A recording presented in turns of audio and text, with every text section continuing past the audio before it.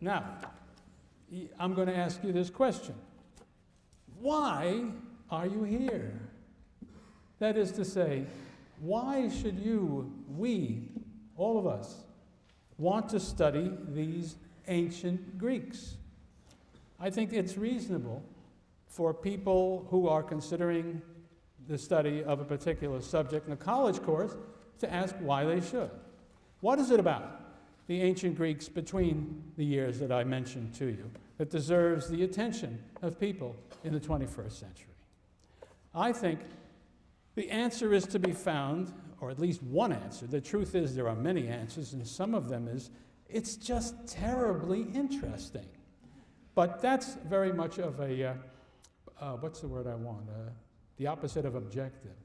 Subjective observation by me. So I would say a less subjective one is that I believe that it comes from their position, that is to say the position of the Greeks, at the most significant starting point of Western civilization, which is the culture that most powerfully shapes not only the West, but most of the world today. It seems to me to be evident that whatever its other characteristics, the West has created institutions of government and law that provide unprecedented freedom for its people. It's also invented a body of natural, scientific knowledge and technological achievement that together make possible a level of health and material prosperity undreamed of in earlier times and unknown outside the West and those places that have been influenced by the West. I think the Nobel Prize laureate V.S. Naipaul, a man born in Trinidad of Indian parents, was right when he spoke of the modern world as our universal civilization shaped chiefly by the West. Most people around the world who know of them want to benefit from the achievements of Western science and technology. Many of them also want to participate in its political freedom. Moreover, experience suggests that a society cannot achieve the full benefits of Western science and technology without a commitment to reason and objectivity as essential to knowledge and to the political freedom that sustains it and helps it to move forward. The primacy of reason and the pursuit of objectivity, therefore, both characteristic of the Western experience, seem to me to be essential for the achievement of the desired goals almost anywhere in the world. The civilization of the West, however, was not the result of some inevitable process through which other cultures will automatically pass.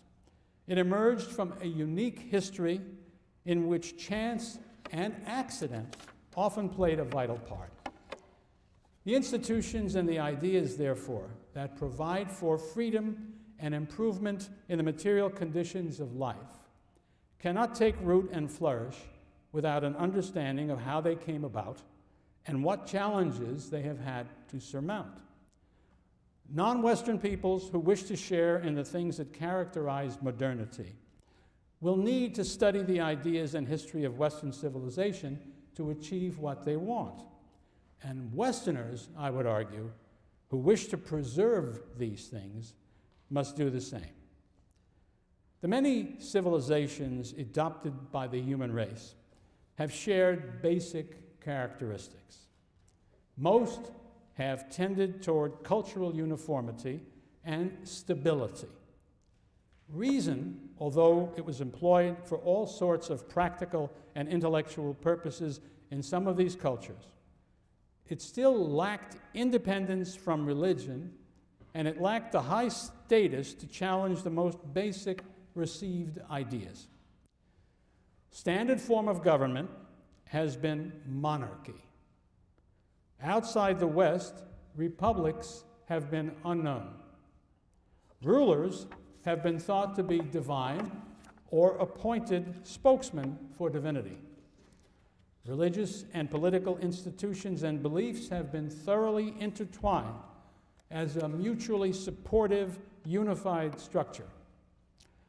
Government has not been subject to secular, reasoned analysis. It has rested on religious authority, tradition, and power. The concept of individual freedom has had no importance in these the great majority of cultures in human history.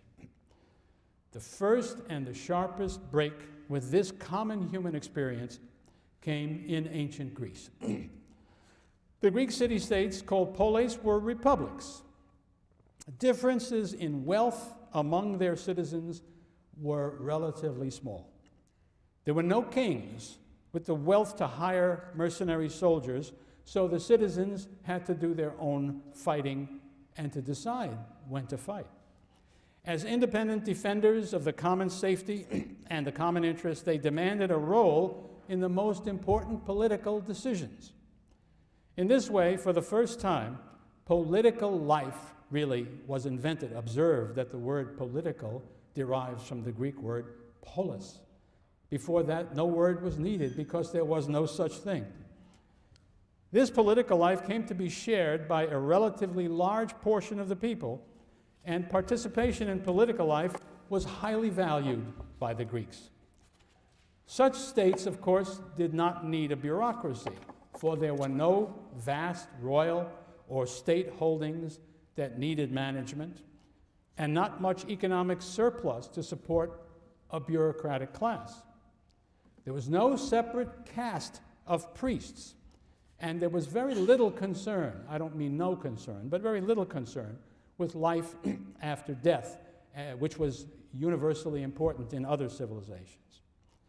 In this varied, dynamic, secular, and remarkably free context, there arose for the first time a speculative natural philosophy based on observation and reason, the root of modern natural science and philosophy, free to investigate or to ignore divinity.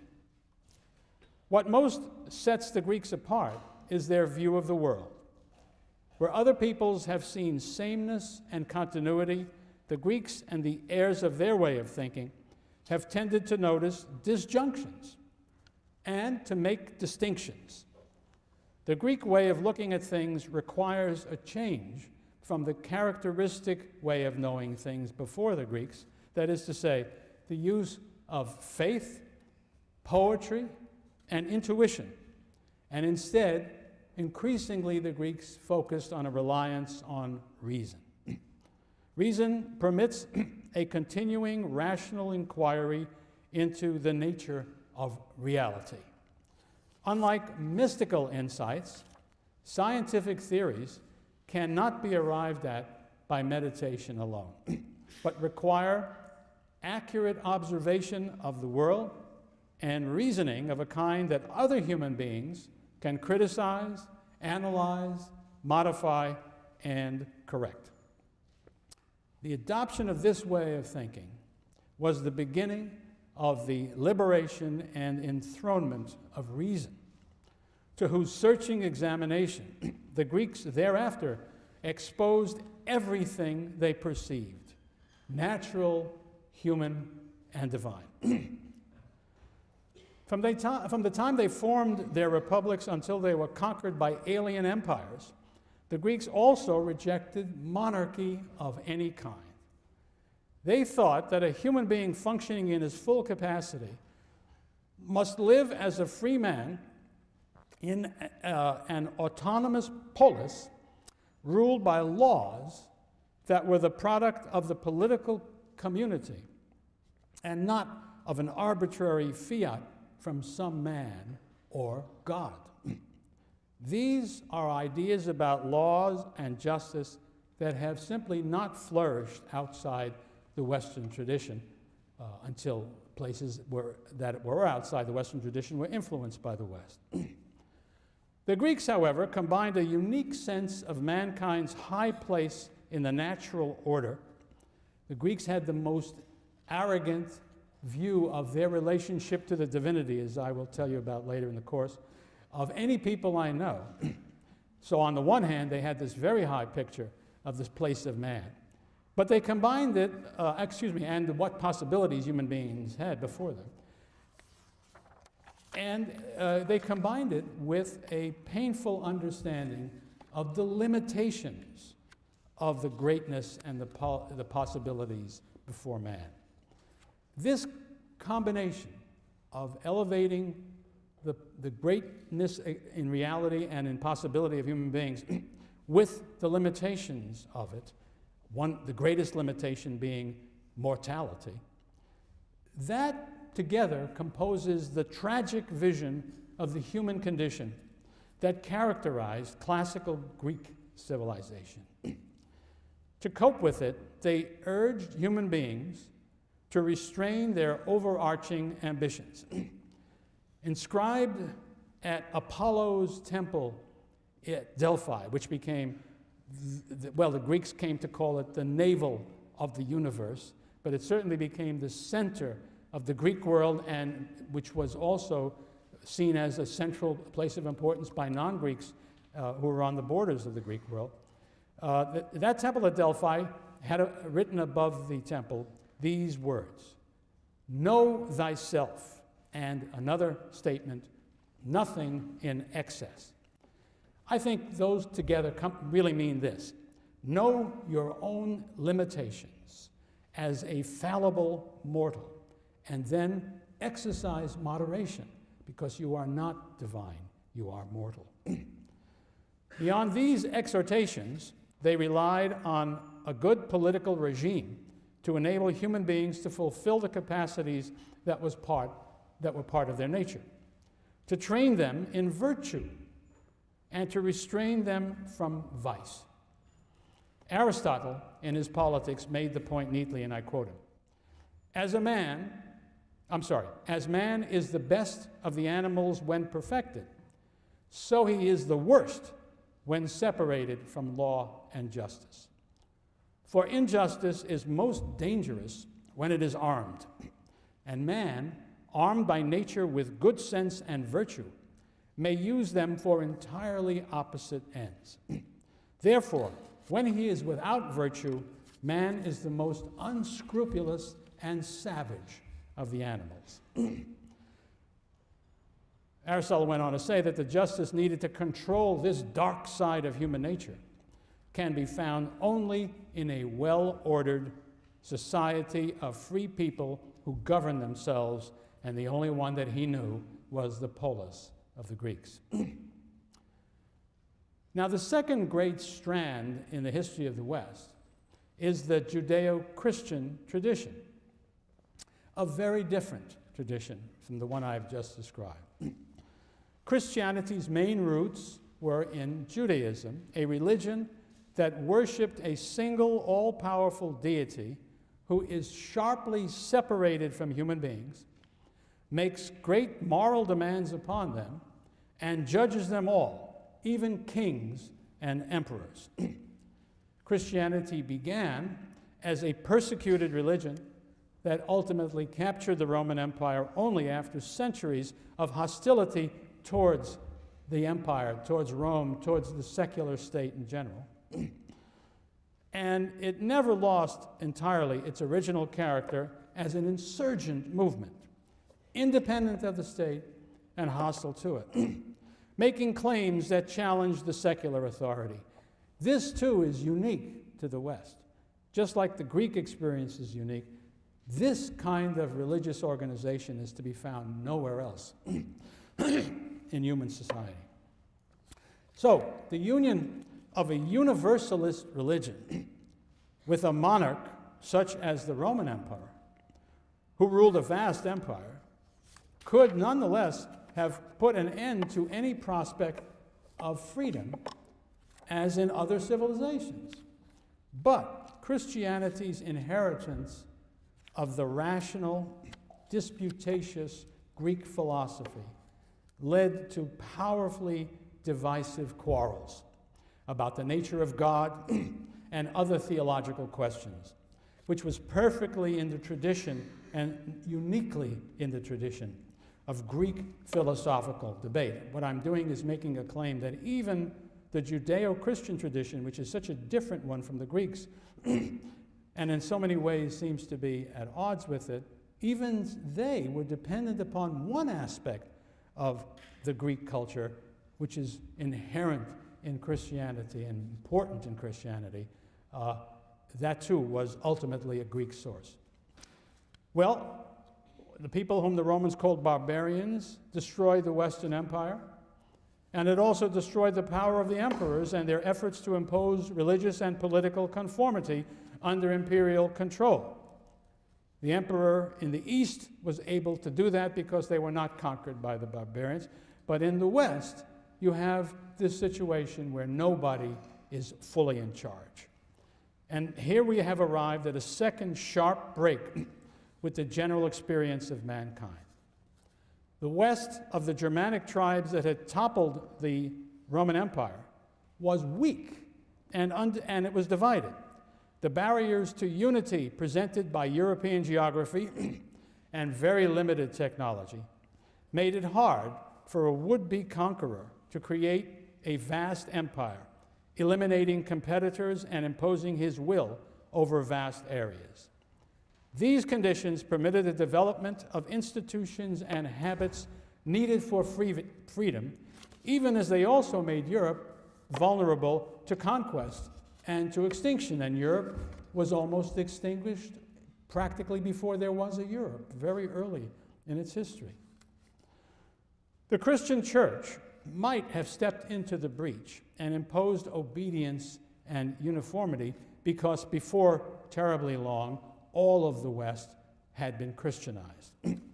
But the church, in fact, never gained enough power to control the state. Strong enough to interfere with the ambitions of emperors and kings, it never was able to impose its own domination, though some of the popes sure tried. Nobody sought or planned for freedom. But in the spaces that were left by the endless conflicts among secular rulers and between them and the church, there was room for freedom to grow. Freedom was a kind of an accident. It came about because the usual ways of doing things were not possible. Into some of that space, towns and cities reappeared, and with them, new supports for freedom. Taking advantage of the rivalries I've mentioned, they obtained charters from the local powers establishing their rights to conduct their own affairs and to govern themselves. In Italy, some of these cities were able to gain control of the surrounding country and to become city-states, resembling those of the ancient Greeks. Their autonomy was assisted by the continuing struggle between popes and emperors, between church and state. Again, a thoroughly unique Western experience. In these states, the modern world began to take form. Although the people were mainly Christians, their life and outlook became increasingly secular. Here, and not only in Italy, but in other cities north of the Alps, arose a worldview that celebrated the greatness and dignity of mankind, which was a very sharp turning away from the medieval Western tradition that put God and life in the hereafter at the center of everything.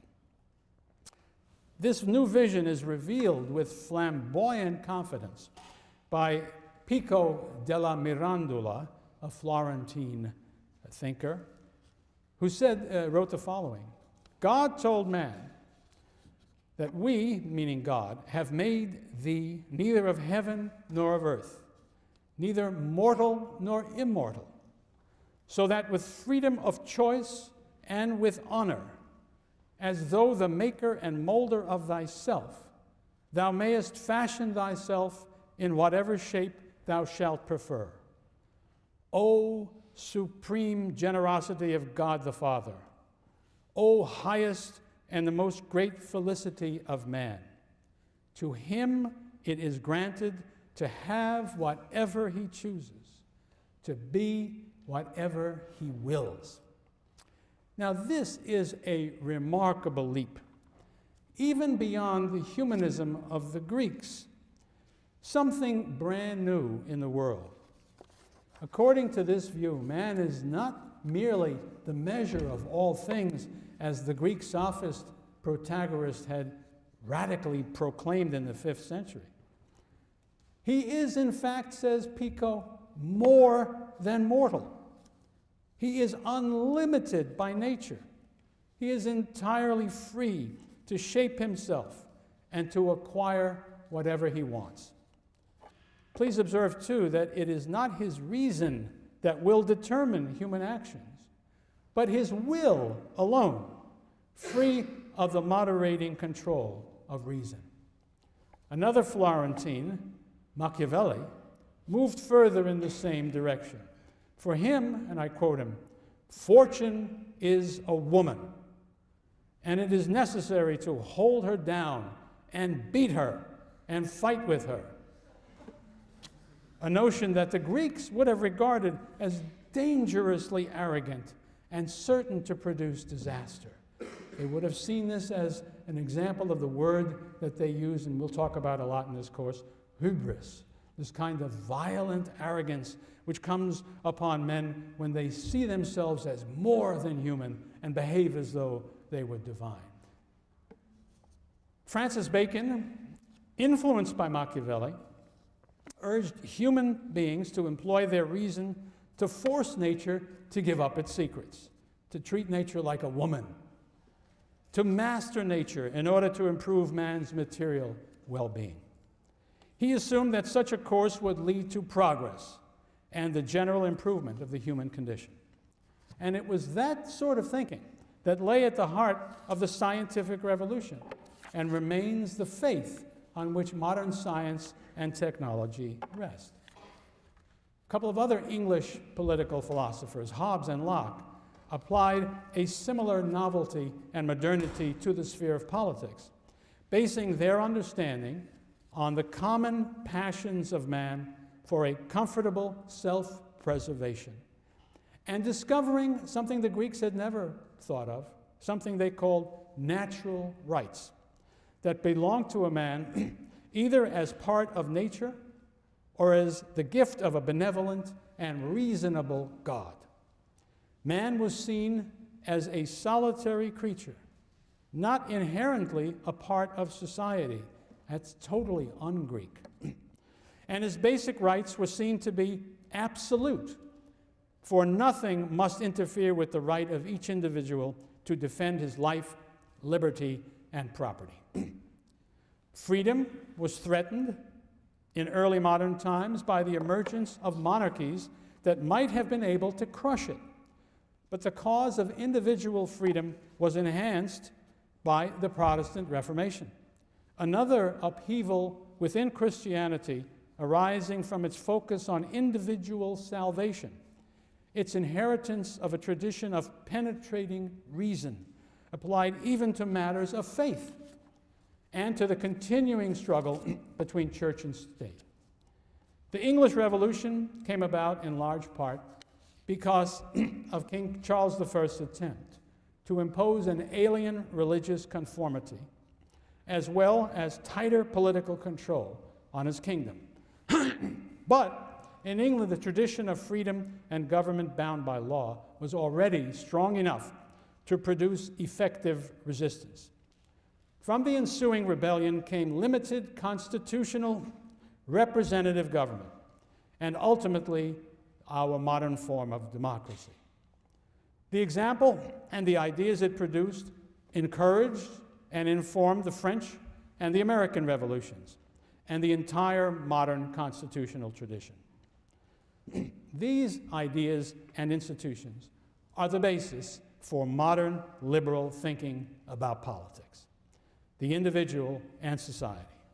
Just as the confident view of science and technology as progressive forces improving the lot of humanity and increasing man's capacity to understand and control the universe has been the most powerful form taken by the Western elevation of reason. In the last 2 centuries, both these most characteristic elements of Western civilization have in fact become increasingly under heavy attack. At different times, science and technology have been blamed for the destruction of human community and the alienation of people from nature and from one another, for intensifying the gulf between rich and poor, for threatening the very existence of humanity, either by producing weapons of total destruction or by destroying the environment. At the same time, the foundations of freedom have also come into question. Jefferson and his colleagues could confidently proclaim their political rights as being self-evident and the gift of a creator. By now, in our time, however, the power of religion has faded. And for many, the basis of modern political and moral order has been demolished. Nietzsche announced the death of God. And Dostoevsky's Grand Inquisitor asserted that when God is dead, all things are permitted. Nihilism rejects any objective basis for society and its morality. It rejects the very concept of objectivity. It even rejects the possibility of communication itself. And a vulgar form of nihilism, I claim, has a remarkable influence in our educational system today, the system rotting from the head down, so chiefly in universities, but all the way down to elementary schools. The consequences of the victory of such ideas, I believe, would be enormous. If both religion and reason are removed, all that remains is will and power, where the only law is the law of tooth and claw. There is no protection for the freedom of weaker individuals or those who question the authority of the most powerful. There is no basis for individual rights or for a critique of existing ideas and institutions if there is no base either in religion or in reason. That such attacks on the greatest achievements of the West should be made by Western intellectuals is perfectly in keeping with the Western tradition. The first crowd to do stuff like that you will find in the 5th century BC in Greece, in a movement called the Sophistic movement. These sophists raised most of the questions that my colleagues are now spending all their time with now. Yet, to me it seems ironic that they have gained so much currency in a time, more or less, in which the achievements of Western reason in the form of form of science and at a moment when its concept of political freedom seemed to be more popular, more desirable to people in and out of Western civilization than ever. Now, I've been saying kind things about Western civilization, but I would not want to deny that there is a dark side to the Western experience and its way of life. To put untrammeled reason and individual freedom at the center of a civilization is to live with the conflict, the turmoil, the instability, and the uncertainty that these things create. Freedom was born and has survived in the space created by divisions and conflict within and between nations and religions. We must wonder whether the power of modern weapons will allow it and the world to survive at such a price.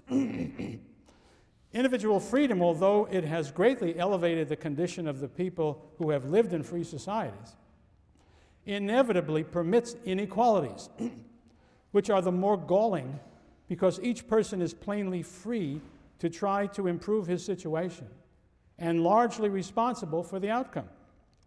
Freedom does permit isolation from society and an alienation of the individual at a high cost both to the individual and society. And these are not the only problems posed by the Western tradition in its modern form, which is what we live in. Whether it takes the shape of the unbridled claims of Pico della Mirandola, of the Nietzschean assertion of the power of the superior individual to transform and shape his own nature, or of the modern totalitarian effort to change the nature of humanity by utopian social engineering. The temptation to arrogance offered by the ideas and worldly success of the modern West threatens its own great traditions and achievements. Because of Western civilization's emergence as the exemplary civilization, it also presents problems to the whole world. The challenges presented by freedom and the predominance of reason cannot be ignored, nor can they be met by recourse to the experience of other cultures where these characteristics have not been prominent. In other words, to understand and cope with the problems that we all face, we all need to know and to grapple with the Western experience. In my view, we need especially to examine the older traditions of the West that came before the modern era, and to take seriously the possibility that useful wisdom can be found there, especially among the Greeks who began it all. They understood the potentiality of human beings, their limitations, and the predicament in which they live. Man is potent and important, yet he is fallible and mortal, capable of the greatest achievements and the worst crimes. He is then a tragic figure, powerful but limited, with freedom to choose and act, but bound by his own nature, knowing that he will never achieve perfect knowledge and understanding, justice and happiness, but determined to continue the search no matter what.